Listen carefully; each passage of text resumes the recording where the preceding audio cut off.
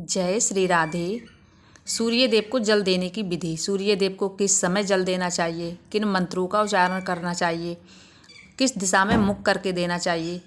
अगर सूर्य आपकी कुंडली में ठीक है तो आपको हर जगह मान सम्मान मिलेगा।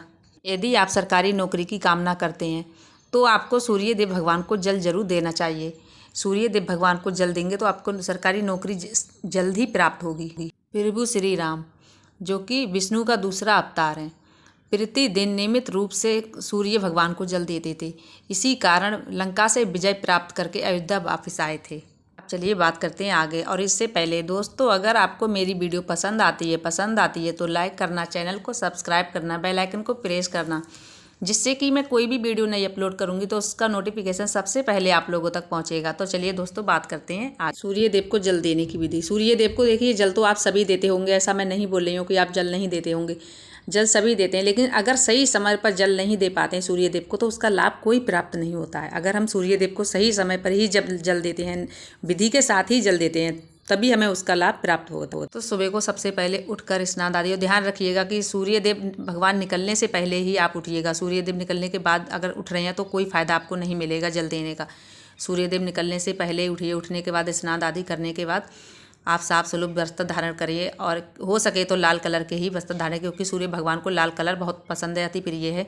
और फिर लोटा लीजिए। लोटा अगर आपके पास तांबे का है तो तांबे का ही सबसे उत्तम माना जाता है। अगर तांबे का नहीं है तो पीतल का भी ले सकते हैं, लेकिन स्टील और प्लास्टिक का बर्तन यूज नहीं करें, क्योंकि सूर्य भगवान को सबसे उत्तम तांबे का ही माना जाता है। लोटे में साफ सुलभ जल भरें और जल में थोड़ा सा कुमकुम डालें, थोड़ा सा पुष्प डालें, अक्षत डालें। अक्षत का ध्यान रखिएगा, टूटे फूटे नहीं होना चाहिए। और गुड़ डालें। गुड़ डालकर आपके जहाँ भी कहीं बालकनी में या छत पर जहाँ सूर्य भगवान दिखते हों वहाँ जाइए।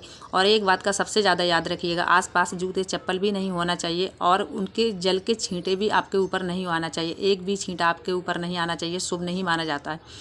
तो अगर आपके पास कहीं जल देने की ऐसी जगह नहीं है तो आप गमले, और ध्यान रखिएगा तुलसी के पौधे में जल नहीं दिया जाता है। सूर्य भगवान को जो जल देते हैं तो तुलसी के पौधे में जल नहीं दिया जाता है। आपके पास अगर कोई गमला है, कोई या डिब्बा है, बाल्टी है, उसमें आप जल दे सकते हैं। जल उसके देने के बाद आप वो जल को कोई भी पौधे में डाल सकते हैं, लेकिन इतना याद रखिएगा कि तुलसी के पौधे में जल नहीं डालना है। तो आप सबसे पहले जहाँ भी आपके सूर्य भगवान आपको दिखते हों वहीं जाइए, और जाकर और आप जल वहाँ पे देने की, लेकिन ध्यान रखिएगा आप जब भी जल दें तो जल को सिर से ऊपर लोटा नहीं उठाएं, नाक के सीध पे ही लोटा रखें। और लोटा रखते समय आप लोटे से अंगूठा दूर रखें। अंगूठा लोटे से टच नहीं करें, क्योंकि अंगूठा लोटे से नहीं ठीक नहीं माने जाते हैं। अंगूठे को दूर रखें, और अंगूठे को दूर रखते समय आप जल दें। और जल देते समय उसकी जो जल की धारा गिरे तो धारा की सामने से ही, बीच से ही सूर्य भगवान की किरण को आप देखें, क्योंकि सूर्य भगवान की किरण बहुत ही ज़्यादा अच्छी होती है। एक तो आँखों के लिए बहुत ही ज़्यादा अच्छी होती है, आँखों के लिए बहुत ही ठीक मानी जाती है। और उसकी जो किरण को हम देखते हैं, उनकी किरण जो बीच धारा से हमारे अंदर प्रवेश करती है तो सकारात्मक ऊर्जा प्रवेश करती है, बहुत ही अच्छी मानी जाती है उनकी किरण। हमारी अंदर से कई एक ऐसी बीमारियां भी ख़त्म होती हैं, और वैसे भी बहुत ही ज़्यादा अच्छी मानी जाती है। तो इस तरीके से आप सूर्य भगवान को जल दें। और किन मंत्रों का उच्चारण करें, ओम सूर्याय देवाय नमः, ये कर सकते हैं तो ये कर लें, और नहीं ये कर सकते हैं तो ओम आदित्याय नमः, ओम आदित्याय नमः, इस मंत्र का उच्चारण करें। और उसके बाद आप जल देने के बाद लोटा आप वहीं पे रख दीजिए। लोटा रखने के बाद आप वहाँ पे परिक्रमा कर सकते, 3 परिक्रमा कर सकते हैं, 5 परिक्रमा कर सकते हैं, 7 कर सकते हैं।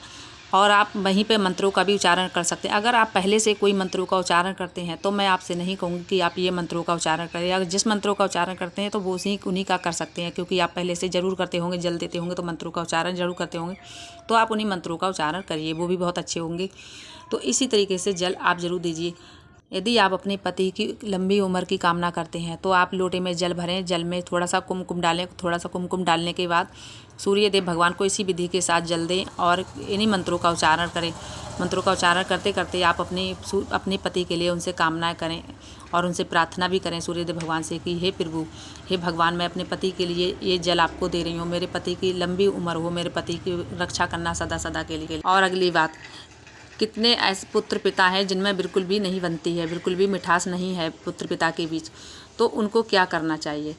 उनको साफ सुलभ जल भरें लोटे में, और लोटे में जल भरने के बाद उसमें थोड़ा सा गुड़ डालें, कच्चा दूध डालें। कच्चा दूध डालने के बाद सूर्यदेव भगवान को चढ़ाएं। तो देखिए कितनी जल्दी, कितनी शीघ्र ही पुत्र पिता में बनने भी लगेगी और मिठास भी उनके बीच बना रहेगा। ऐसा करने से जल्द ही मिठास भी बना रहता है और पुत्र पिता में बनती भी है, अधिक प्रेम उन दोनों में बना रहता है। और कई बार क्या होता है कि सूर्यदेव भगवान नहीं दिखते हैं, तो कितने लोग, कितने व्यक्ति ऐसे हैं जो सोचते हैं कि सूर्यदेव भगवान नहीं दिख रहे हैं तो हम जल कैसे दें, जब सूर्यदेव भगवान हैं ही नहीं, दिख ही नहीं रहे हैं तो हम जल किसको दें।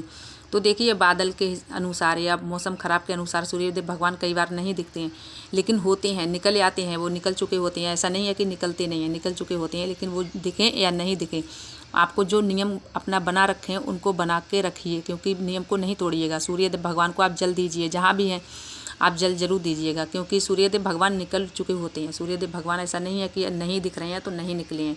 सूर्यदेव भगवान को आप जल जरूर दीजिए, सूर्य भगवान को उसी विधि के साथ आप जल दीजिए, नियम अपना मत तोड़िएगा। सूर्यदेव भगवान ही एक ऐसे भगवान है कि हम उनको अपनी आँखों से देख सकते हैं, साक्षात उनके दर्शन हम कर सकते हैं, अपने आँखों से उनके दर्शन कर सकते हैं। सूर्यदेव भगवान एक ऐसे भगवान है। और दोस्तों, आज की वीडियो मेरी यहीं तक थी। आशा करती हूँ, उम्मीद करती हूँ कि आप लोगों को मेरी वीडियो पसंद आई हो तो लाइक करना और मेरे चैनल को सब्सक्राइब करना। और मिलूँगी मैं ऐसे ही अगली वीडियो में, और कमेंट में जय श्रीमन नारायण लिखते रहना। जब तक मिलती हूँ अगली वीडियो में, जब तक के लिए जय जय श्री राधे, जय जय श्री श्याम, जय श्री कृष्णा।